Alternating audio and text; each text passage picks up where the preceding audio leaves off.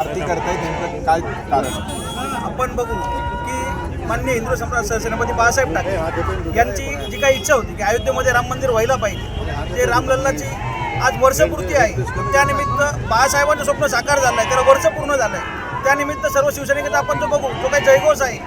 जे काय आज वातावरण आपण पूर्ण नाशिक शहर जिल्ह्यात सगळे पदाधिकारी आपण जे वातावरण तयार झालं आहे, तर बाळासाहेबांचं स्वप्न पूर्ण झाल्यामुळे सर्व शिवसैनिकांमध्ये एक चैतन्य आहे. मग त्यानिमित्त आज येथे काराम मंदिर असेल, इथे पण आपण आरतीचं आयोजन केले.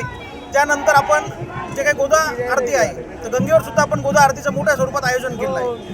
भाऊ पण या कार्यक्रमात आपली गडपाच्या नाही, सर्व शिवसैनिक नाशिकचे एक आहेत व सर्व इथे आपल्याला उपस्थित दिसतील निश्चित कार्यक्रमामध्ये.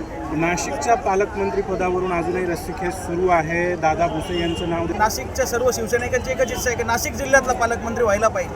म्हणजे काही दादांचं काम आपण गेल्या 2 वर्षात बघू, तर असाच पालकमंत्री व्हायला पाहिजे अशी सर्व शिवसैनिकांची इच्छा आहे. नाशिक संदर्भात आपण मागणी करणार. मुख्यमंत्र्यांना आम्ही गेल्या 3 दिवसापूर्वीच दिंडोरी लोकसभेमध्ये जे काही प्रवेश झाले, त्यामध्ये आम्ही सर्व पदाधिकाऱ्यांनी त्यांना सांगितले की काही करून दादा भुसे हेच पालकमंत्री व्हायला पाहिजे. कारण तो येणारा सिंहस्थ आहे, तो येणारा जे काही महापालिकेचे इलेक्शन आहे, त्या दृष्टीने पालकमंत्री जो आहे तो नाशिकमधला, नाशिक जिल्ह्यामधलाच पाहिजे. बाळासाहेब ठाकरे गेल्या 23 जानेवारीपासून ते 9 फेब्रुवारीपर्यंत